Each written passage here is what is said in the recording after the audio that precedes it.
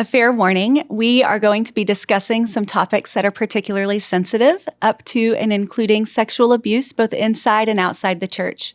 If that's a topic that hits your spirit heavily, please know there are resources available, and we hope you will utilize them. Whether that is your care team at church, your pastor, or your mental health professional, we encourage you to seek the resources available to you for the help that you may need to process.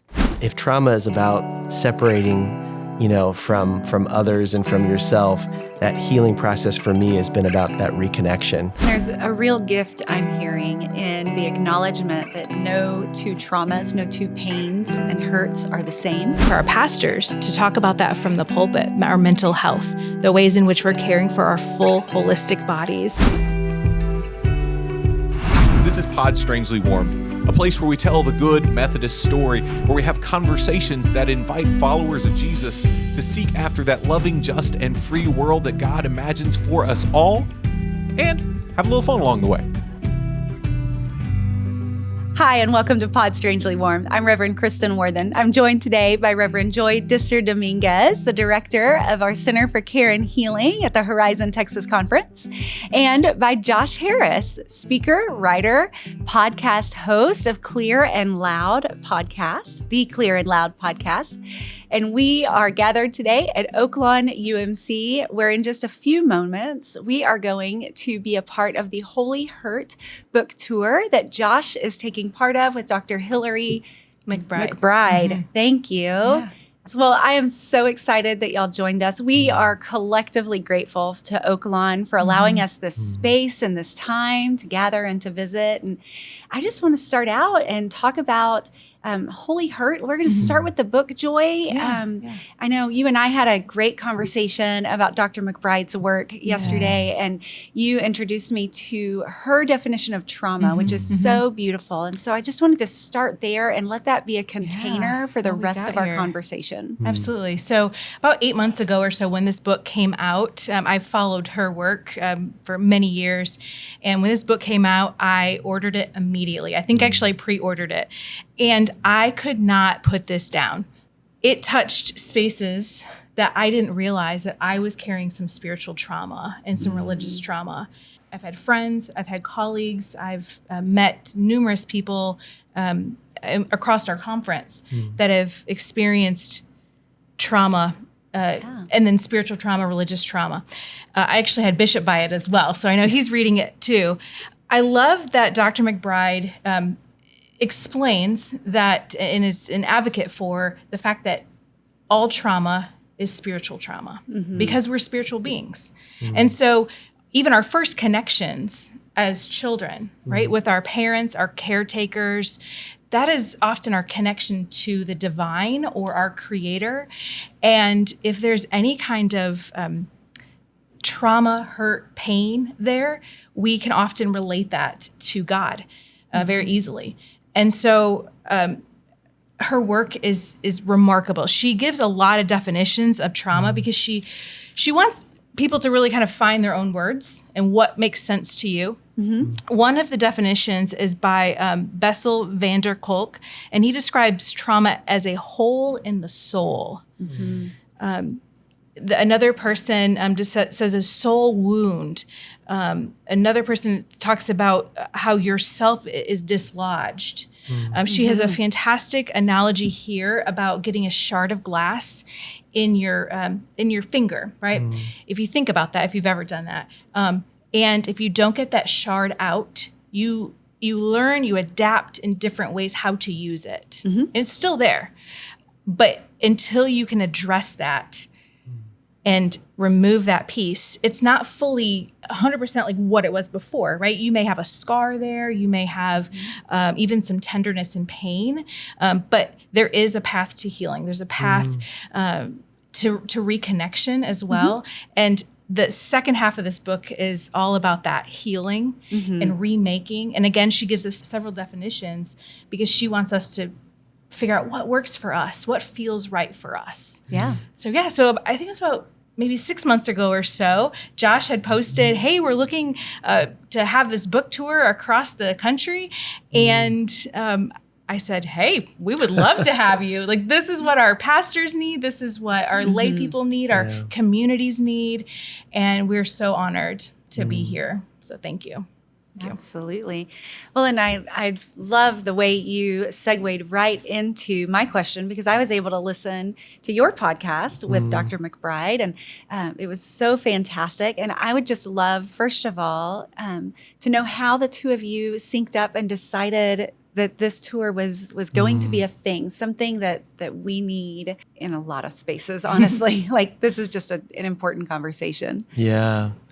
Well, when Hillary's book came out, I read it, actually did a little book club with a group of people online, Nice. just said, hey, does anyone else want to read this? And the conversations that came out of that were so powerful.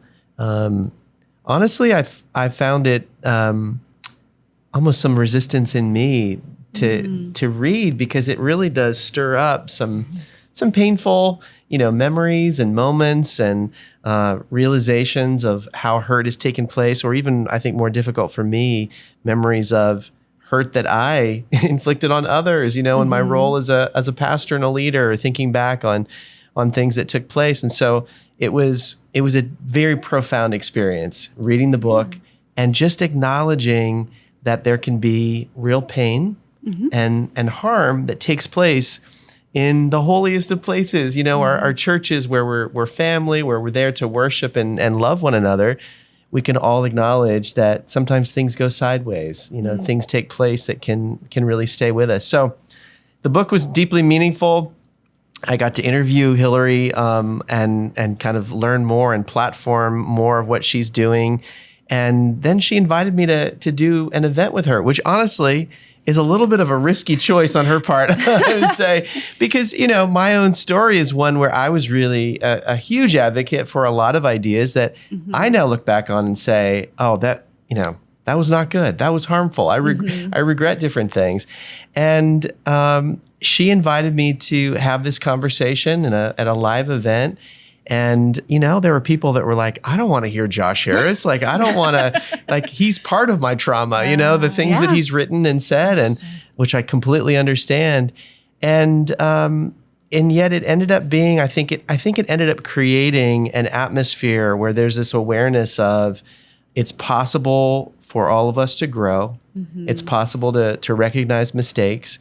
Hillary comes from this incredible perspective as a researcher, an expert in trauma in general.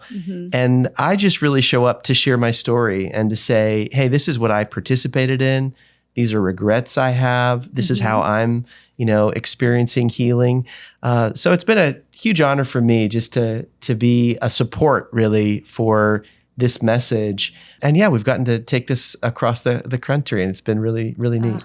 Well, and what a gift to be able to have the science and the story together and in conversation with one another, right? Yeah, that's Her good. work and your work.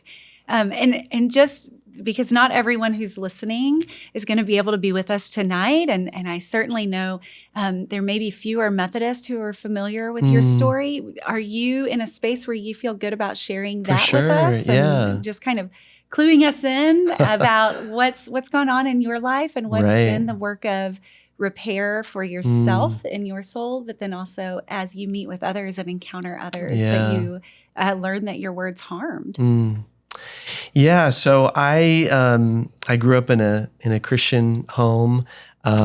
My family was very involved in the Christian homeschool movement back in the 80s and 90s, and so my dad taught workshops across the country to families about Christian homeschooling. And I just followed in his footsteps and started speaking at these events and talking about relationships, because I was a teen and that was a huge topic. And that's where the message of the book, I Kissed Dating Goodbye, was really born. I became this teenage spokesman for a lot of ideas that we now look back on and we describe as purity culture. I was reading Elizabeth Elliot's Passion and Purity and really wanting to do something for the Lord and to have a strong message for the Lord. And so I wrote this book, which was this call to, well, if we're supposed to save sex for marriage and, honor each other, then dating's a bad idea and we shouldn't date until we're ready to get married. And very idealistic. I was young. I'd hardly dated myself. I had so little experience and just thought I had, all the answers for the rest of the world. But you were 21, right? Yeah, I was 21 when the book came out. Yeah, exactly. Don't we all have all the answers at 21? Definitely. That kind of confidence is pretty crazy. Oh. So, I then went from that book becoming, a bestseller to going into pastoral ministry. And I pastored for a long time and really, thought things were great. Didn't pay attention to some of the stories that were coming out where people were like, you know what? This book was less than helpful, and I kind of just listened to the people who were positive about it and the people who were excited about it. But the interesting thing is, ideas have consequences. The Bible talks about, the fruit that's born of the life that we live and the choices that we make. And it was really, it took time for I would say the bad fruit of the ideas in that book, the ideas in purity culture to come around. And not just in the lives of other people, but even in my own life, even in my own marriage. And so I really experienced the opportunity to revisit the consequences of the ideas that had been in my book and been a part of purity culture. So, boy, it's been 5 or 6 years now, but I went through a process of sitting down with people who were affected by my book, hearing those stories, listening to them face to face and kind of understanding the impact of it, and ended up at the end of that process deciding to pull the book and unpublish it and apologize and just acknowledge, you know what? Even if well-intentioned, so many of the things that I taught and advocated for instilled a lot of fear in people. They added to scripture, they kind of shared practices that set these high standards, but really put burdens on people and caused them to either have a poor view of sex or God or themselves and really be motivated by a lot of fear. Yeah. And so since then, a lot of what I've been trying to do is just honestly tell that story. In many ways, an apology is too late. Like people have been impacted negatively or they've made decisions they regret because of those ideas. But I'm trying to just engage in you use the word repair, which I think is so beautiful. You can't fix things, but if you can come back and acknowledge that hurt and that pain and try to do better, I hope that can be some small part of a healing process for others. Absolutely.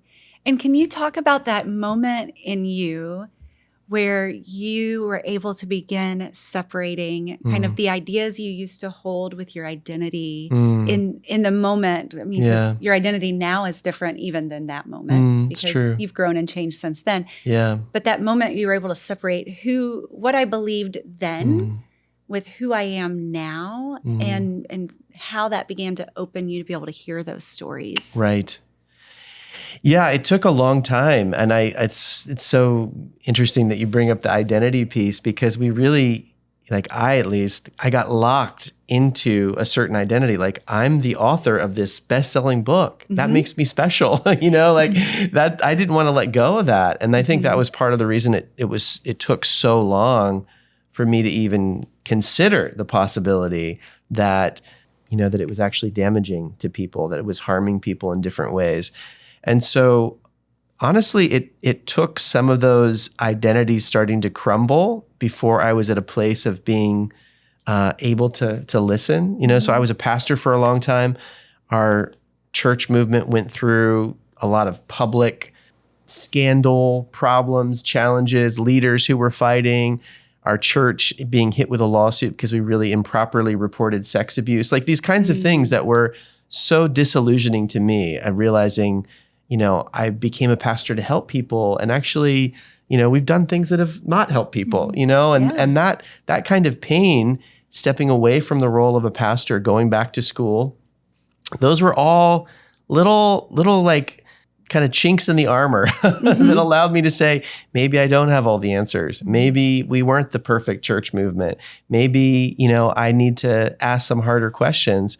And I remember I was going to seminary at the time, and conversations with fellow students were a huge part of it. Instead of just like reading reviews on, Amazon or people on the internet, these were fellow students who were coming to me and saying, here's my story. Here's the atmosphere that a book like yours created, an atmosphere of fear, an atmosphere where, sex was something so negative that I was, just consumed with getting things wrong. And then when I got married, I couldn't just like magically turn on this ability to enjoy sex. Right. So suddenly I'm hearing these stories, and I'm not a pastor that's trying to defend a position or defend an institution. I'm just listening to a friend tell a story. And those stories and just even the patience of people sharing those stories were what it took for me to be able to actually have ears to hear. Wow. I can imagine this is so vulnerable for you to be here. Can you also share, you shared on Instagram, will you share with us now what you posted about being here in Dallas? Oh, right. Yeah. Well, as I was coming down, I realized that one of the first times that I gave a speech on this topic and called it I Kissed Dating Goodbye was in the Dallas-Fort Worth area. And I was at this homeschool conference and gave this talk, and people loved it. And, and here I am 30 plus years later, coming back to talk about holy hurt and talk about spiritual harm and apologize for those ideas. So it was a very, very full circle moment for me, for sure. Thank you for sharing. Yeah. Appreciate it. Absolutely. So as you have begun this book tour and developed this relationship with Dr. McBride and really engaged Holy Hurt, what has been your experience of continuing to meet with folks who have been hurt, maybe not even necessarily by your words, right? But you're still hearing stories of hurt. Yeah. What has been your experience of that? And what word of hope would you offer to those who have experienced the hurt? And then part two, and I'm overcomplicating this one, but part two would be, you're also meeting with other pastors. I'm a pastor, Joy's a pastor. We have likely done hurt to someone. What would you say to those of us who live with guilt of the pain we've inflicted on others? Yeah. The first thing that I'll say is it's such a unique thing to be able to have a gathering like this. Like a lot of the people who will come tonight, like maybe haven't set foot in the church in years. And we hear from people who say, it's hard for me to come to a church because it reminds me of difficult things I've been through, or different relational challenges and all those kinds of things. But I've just reflected on the fact that when you grow up in the church, you gather in person with others to mark the most important moments in your life, to talk about, these transcendent truths and spiritual realities and all those kinds of things. And when you're separated from that community, through some process of deconstruction or just questioning or hurt that takes you out of that community, it's a strange thing because it's almost like you no longer have that same avenue to honestly have a conversation, to gather with other human beings and say, this is a shared experience. And now what do I do with this? And so it's just like, I get emotional thinking about it, where people being able to gather in a room and say, I don't have all the answers. I don't know how to totally sort this out, but I'm not alone. Other people have experienced this, and that's honestly the most powerful part of it. I mean, the talk that Hillary gives is so compelling, but it's just even the act of us being in a room and saying, these things happened. We can't easily fix it. Healing is not a pill that you take. And so to be able to hear the stories, for people of how meaningful that is, I think is one of the most powerful things. And then, I really appreciate your question as a leader. I've recognized, I had someone say to me, there's no human organization that is entirely safe for individuals. And that really struck me because sometimes I can, because of my experience, I focus on the church and harm that can happen there. But the truth is whenever human beings get together and they form any kind of group, they often make decisions for the sake of the group, and they kind of run over individuals along the way. And that's just part of the nature of I think, how human beings work. And I feel like part of the healthiest thing that leaders can do is just acknowledge that reality and to create communities that say, you know what, we're not always going to get things right. There are moments where the organization is going to make decisions that hurt people, or individuals are going to do that. And so let's just name that reality. Let's look at ways that we can build structures and accountability and so on that protect from that. And so just the fact that you as pastors are acknowledging the reality of spiritual trauma and holding an event like this, to me is so deeply encouraging and something I'm really, really grateful for.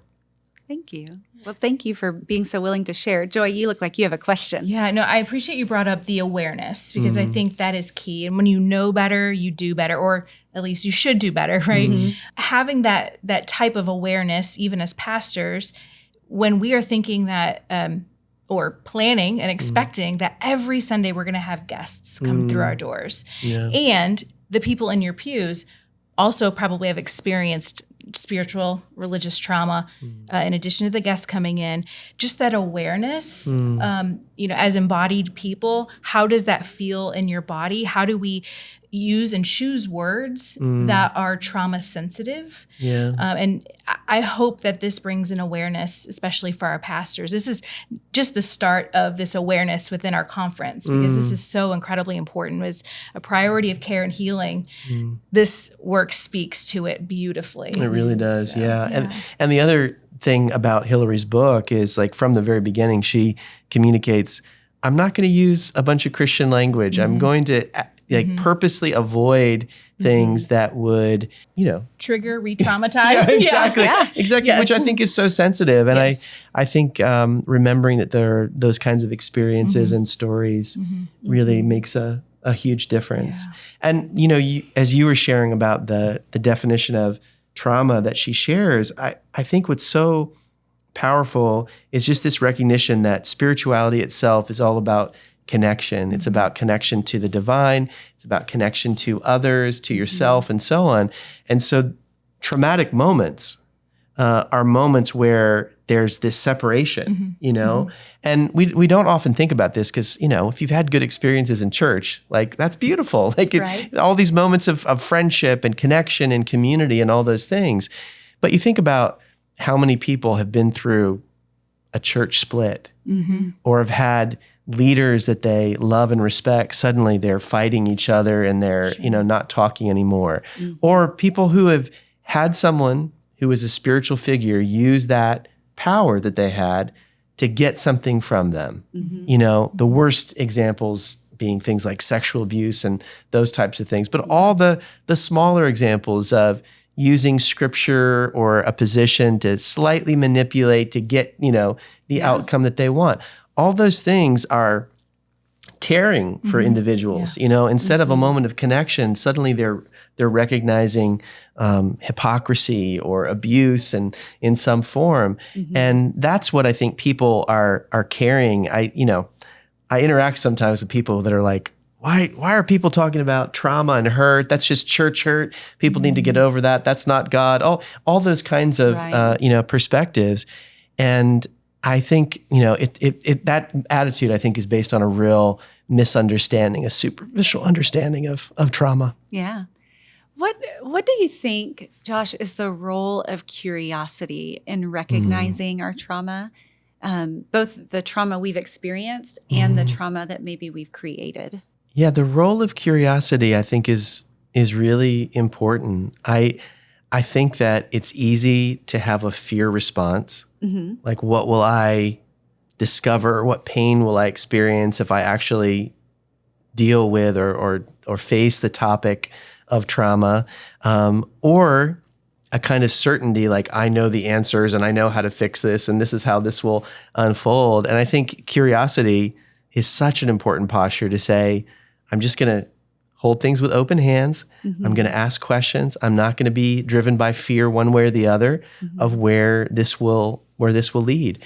And I think it's so important not to have some sort of timetable or structure for exactly what that looks like. It's because it's different for every person. Has there been a practice in your personal life that's been helpful along the way as you've navigated your own hurts and the harms that you've experienced? Oh, boy. I am married to an amazing woman named Kelly Lamb. And I would say her love and just the conversations that we're able to have around this have been a huge source of encouragement and comfort along the way for me. And so I think it's just, if trauma is about separating, from others and from yourself, that healing process for me has been about that reconnection. So she's a huge source of that. But then also reconnecting with, the people that we were hurt by in some cases where that's healthy, and other cases where, I've had conversations where really seeking forgiveness and acknowledging harm that I did as a leader has been really important for me. Have you had those conversations with the people who hurt you? I mean, you've been on the receiving end of, hey, I read I Kissed Dating Goodbye and this really hurt me. What's been your experience on the other side of talking to the folks who hurt you? Right. Yeah, that's a trickier one for sure. In my own experience, there are a lot of broken relationships that, they're just people that don't want to have that communication. And, in the past, I had some of those hard conversations that were ending more on let's agree to disagree. And sometimes that's the best that you can do. For me, I think it's been a process of like riding the full spectrum of emotions. Like there was a period of time where just even acknowledging anger was really tough for me. I kind of just, oh, well, they were doing their best and, and so on. Yeah. And it was actually really healing for me to be able to say, wow, I actually feel really mad about, this person treating me in this way, or I feel used. And it's not that I stayed there forever, but that was part of that process of going through that emotion. And I think I've been coming to, a stage for me of compassion towards myself in different ways, and also compassion towards others, recognizing, okay, they were part of a system. They did some things that were wrong. I was harmed by that.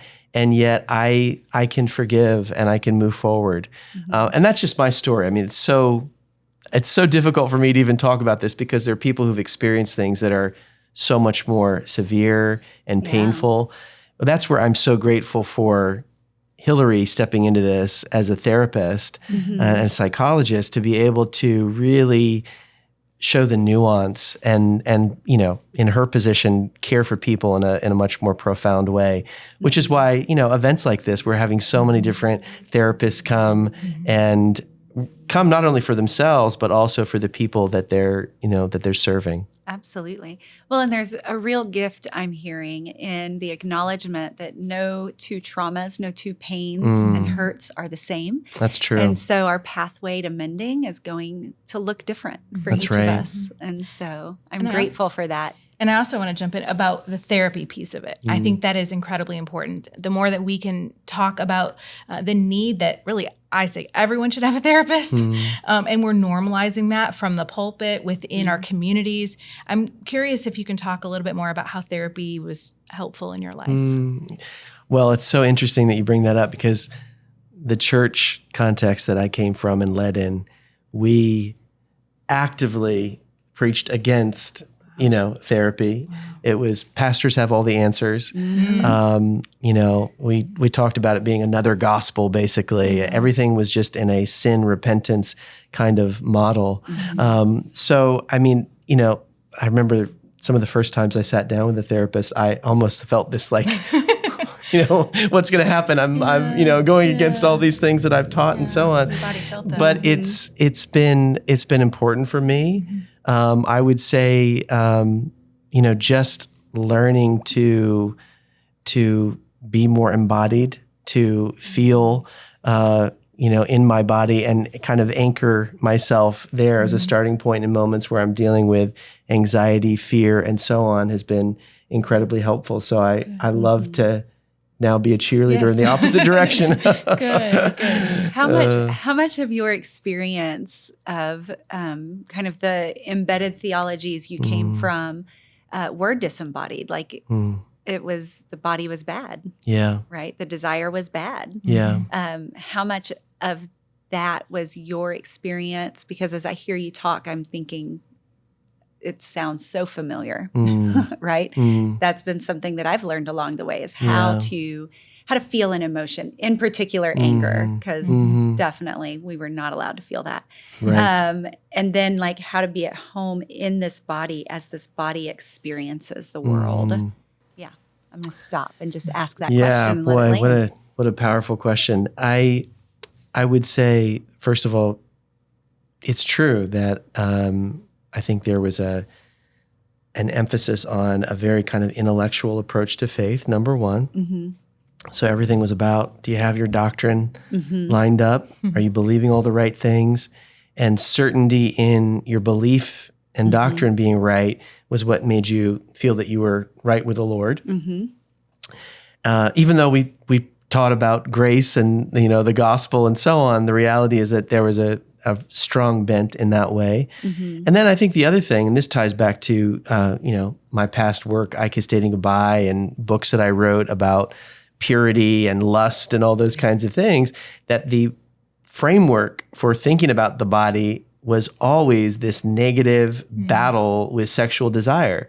And so, again, my particular stream of the evangelical church, there was such an emphasis on sexual sin. It's like, there's a long list of ways that we can dishonor the Lord and, sin and all those kinds of things. But what are we obsessed with? We are obsessed. This is the one. This we're is the gonna one. Focus on. And so, literally being a teen growing up in youth group, it became like the barometer of your spiritual life. So it's like, guys groups or accountability groups. How are you doing with the Lord?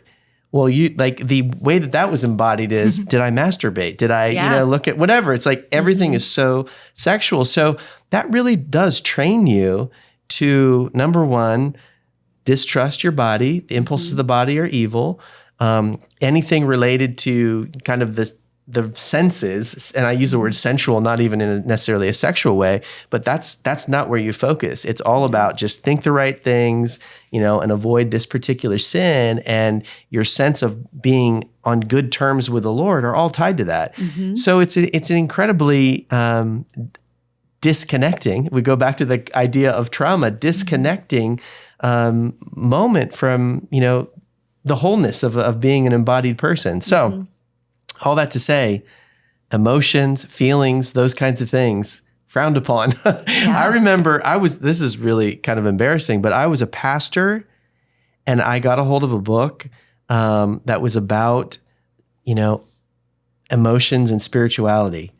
And I actually kind of hid that I was reading this book because I knew that the other pastors would give me a hard time. It's almost like if you're focused on emotions, then you're not focused on sin. Yeah, because the heart is deceitful above all things. Exactly. And why are you wallowing in feelings and all those kinds of things? So even something as kind of, simple as that was something that I was scared of at the time. And that's the work of the early philosophers, Plato, Aristotle, their work that got translated through our Jewish and Christian theologians. And then you think even of Augustine and how that is carried forth. And then here it is into evangelical world and other religions that has caused so much harm just by thousands of years of having this notion and these ideas passed along.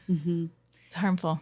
Yeah, that separation of spirit and body and mind and, even, not to turn it into a full theology podcast, but that whole separation of body and soul, right, that we just try to make. And if I believe the right thing, I can have control over my body. If I believe the right thing, I can have control over all my desires. And that kind of, I call it a theology of ascent, right? I agree. So I should be all better now, right? causes harm. Yeah.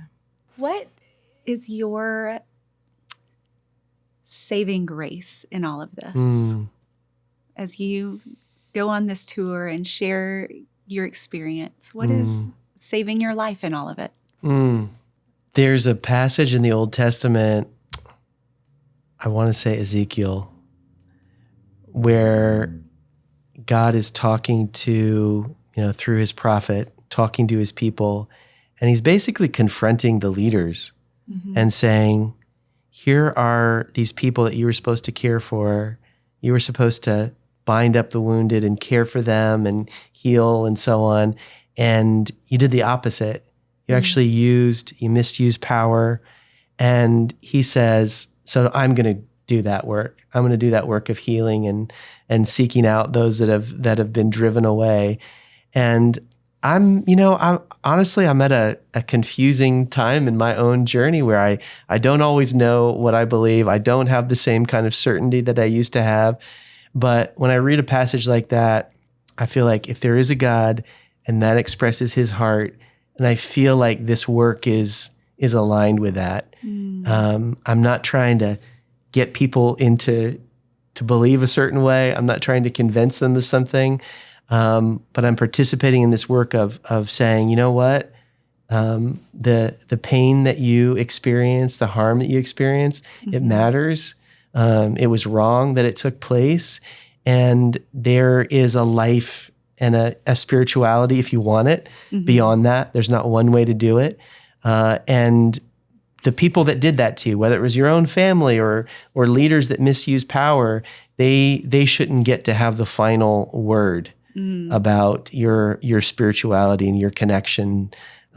So that is deeply meaningful to me. And it really, I think, is part of my own healing process to feel like my story's not wasted, but it can actually be part of helping somebody else. I love that. And I love the power. I just want to hone in on one part of what you said, where you said, if there is a God and this is the way God operates. And I just love the vulnerability of that moment, because there is someone I love dearly who likes to use that language. If there is a God, and if there's not, then at least we got to be part of making things more whole here. And so I just want to lift that up. Thank you. Thank you so much. For owning that space of there's an if, and I am walking in the most faithful way I can where I am now.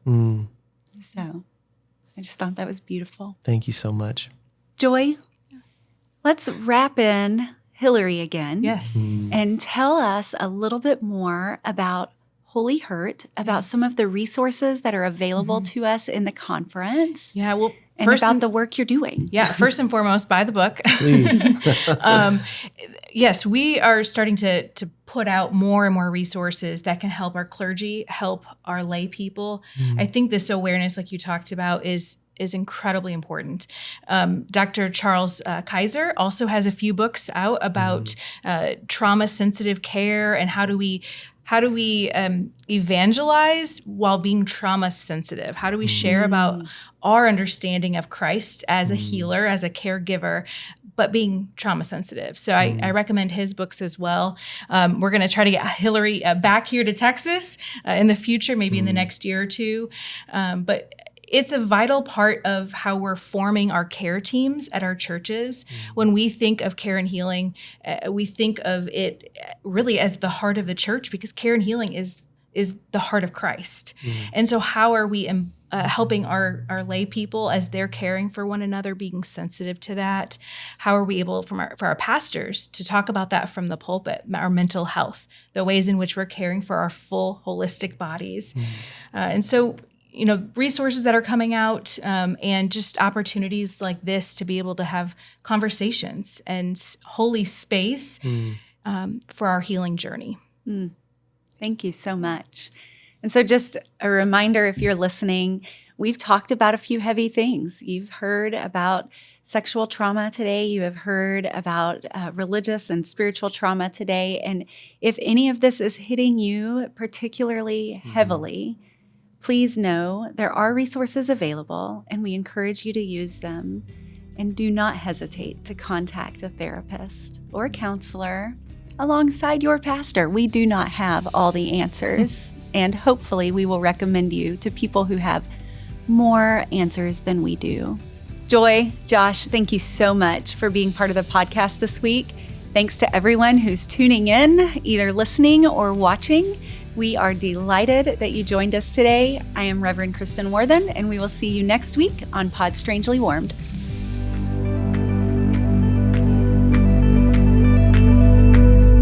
This has been Pod Strangely Warmed. If you enjoyed our conversation today, know that you can find us anywhere you find podcasts. On Spotify, Apple Podcast, YouTube, any and all the places, we are there. So if you want to continue the good United Methodist conversation that you've been a part of today, find us, like us, rate us, review us, and share with a friend so that the good news that is happening right here in our own midst can amplify even more.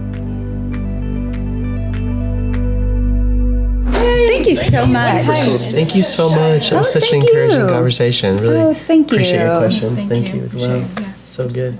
And then they're going to be like, her cup moved. Magical.